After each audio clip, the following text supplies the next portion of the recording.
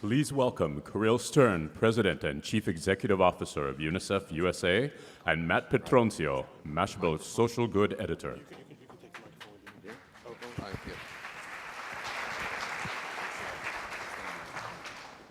Hi, everyone. Hi, Caryl. Hi, Matt. Thanks so much for being here today. Well, thanks. Nice to be here. Yeah. So the name of our session is UNICEF on the Ground. And I'm sure for a lot of people in the audience, with an organization like UNICEF, that can mean so many things. And I know that UNICEF's mission is to protect and defend the rights of every child. And of course, that includes refugee children, and that will be the topic of our discussion today. Refugee children face so many unique challenges across the world. So why don't you tell us a little bit about how UNICEF is supporting refugee children during this global crisis? Sure.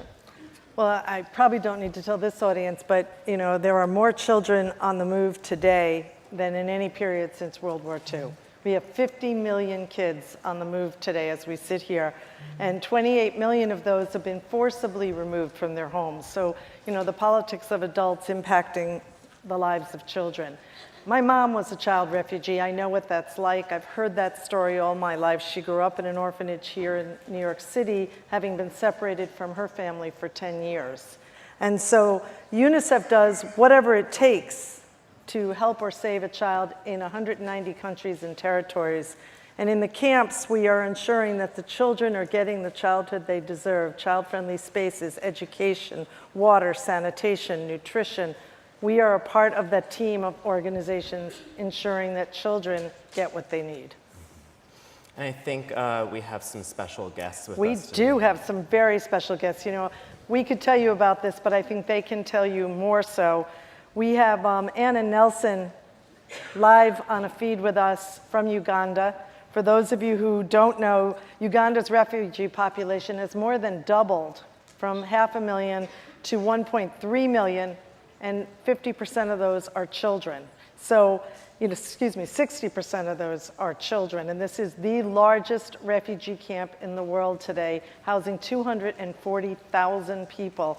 And Anne and Nelson are going to share with us what that's like, because I think their voices are more powerful than mine. Hi, Anna Nelson. Hi to you. Why don't we start with you telling us a little bit about your journeys to the refugee camp and who helped you along the way? Yeah, our journey was started when the war broke out from the South Sudan. By that time, I was in the school. I was staying with my uncle. Then from there, my uncle told me to go and look where my parents are, because we were traveling to Uganda and the transport is expensive. Then from there, I moved up to my village to look for where my parent is. I did not get my parents. Then one of the religious man come and he picked me. He said, Anna, we should go with you to Uganda. I said, let him escort me where our home is.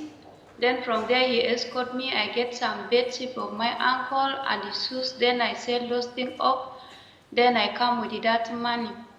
When we reach on the way, another man come and tell that religious man, why are you going with these children? The people being killed ahead. Leave the children here. Then that man told us to go back. I said, no, I will not go back anymore. Then it was on midnight. That man already sleeping. That man wake and collect his own children. They just leave us down there. Therefore, there are many people, in fact, they are coming during that time. Then I also start following those people. When we reach ahead, some of my age mates, boys, they were taken as soldiers. Some girls, they were raped. Some girls, they were taken as soldiers' wives. When we also move in our journey, there's a boy of 6 years.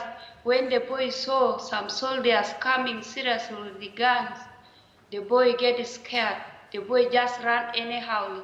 Those soldiers ran after the boy and bring the boy back and ask why you running. The boy just start crying and they chop off the legs of the boy. Can you imagine the future of tomorrow being killed? Thank you, Ann. Nelson, did you want to tell your story? Yeah, my journey to the settlement was like this. When we were at the school, we have had a gunshot everywhere. We had no place to hide ourselves. And we have run and hide somewhere. After that, many people were running and we have followed them. After that, we have stayed for 4 days in the bush. We were suffering from hunger, really. We were eating pawpaws and mangoes. Can you imagine for 4 days in the bush? Our Almighty God, the one helping us. We have reached up to the border side and crossed the border to Uganda. And UNHCR and UNICEF have given us a place to stay, which is called Bidibidi Settlement in Yumbe district, Uganda.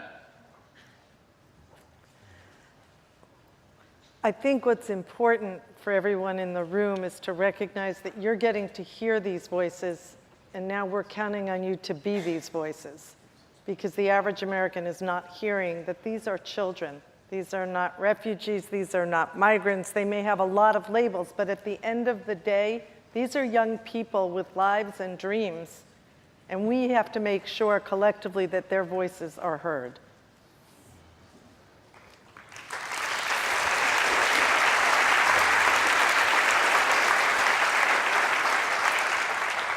Did you want to ask them about the future? Yeah, either to Anne or to Nelson, at night you go to bed, you put your head on a pillow and you have a dream of something for the future. What do you want the future? What do you dream of being?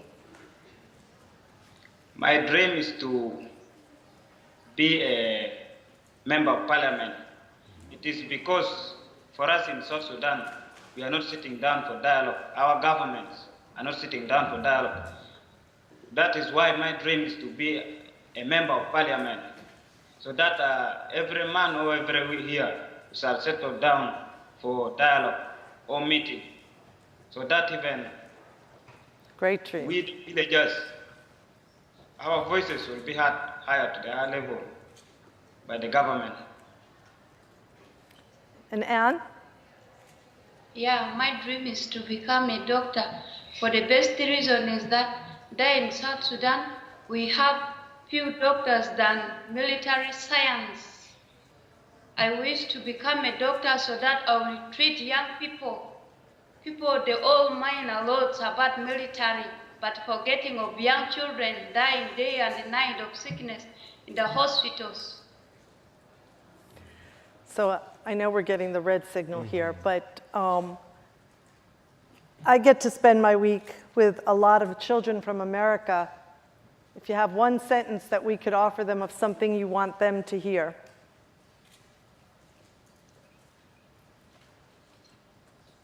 Yeah, what I want to tell those people to hear from me today, that the good investment, it is in education. And we as the young people, we are ready to receive more support, as well as UNICEF through Danish refugees counselors. They are here working hard on me. They bring me from the hopeless life to the strongest life. Even right now, I hope in the nearest future, I will achieve my goals and I will change that South Sudan to be a new South Sudan, not the corrupted one. Education. Guess we have to wrap. So, unfortunately, we are out of time. 10 minutes is not nearly enough to talk about this issue and talk about the many challenges refugee youth face. So please do continue the conversation throughout the summit and also online with the hashtag 2030Now. Anne and Nelson, thank you so much for joining us, and thank you, Caryl. Thank you. Did we go?